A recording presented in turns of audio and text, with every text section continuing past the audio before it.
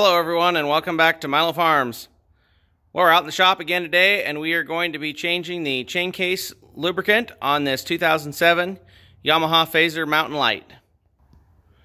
So I've positioned it here in the shop and I've got the rear end suspended off the floor a few inches.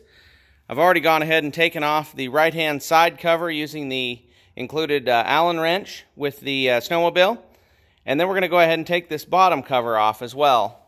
So back here on the back, you can see right there is an Allen head bolt you'll take out. And then underneath this pan, along to the front, there's several bolts you'll take out as well. So we'll go ahead and take that pan off as well. All right, we went ahead and got that side cover all taken off and everything's good to go there. So now we're going to look at the bottom of the chain case. Right here is a bolt. And it's 12 millimeter. We're going to go ahead and warm the machine up a little bit, spin that chain case fluid around, and then pop that bolt out there and drain it. Got that all drained out and ready to refill it now. Yamaha makes a gear lube for that chain case. Polaris also makes one. I prefer the Polaris lubricant. It's easy to get and a little easier to work with. You can buy it in this big jug. And so we're going to go ahead and put 8 ounces of this Polaris SCL back in the chain case. So if you take a look right down here, I've already pulled the dipstick out right there. And we're going to go ahead and put 8 ounces in there.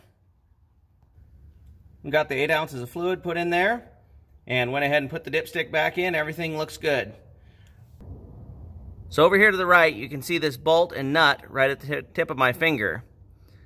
That's the chain case adjustment. So to make that adjustment, you're going to loosen the jam nut. And then you're going to thread this bolt in all the way, finger tight.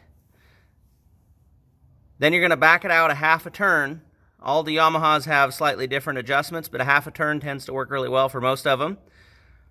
So you're going to back that out a half a turn and then set the jam nut. And that's your chain case tension adjustment. You don't want that thing too tight because it'll cause extra resistance and extra stress. So that's how you make that adjustment. So that finishes up the chain case fluid and adjustment. And we're going to go ahead and leave these covers off because next thing we're going to be doing is the oil change. So I hope everybody enjoyed the video.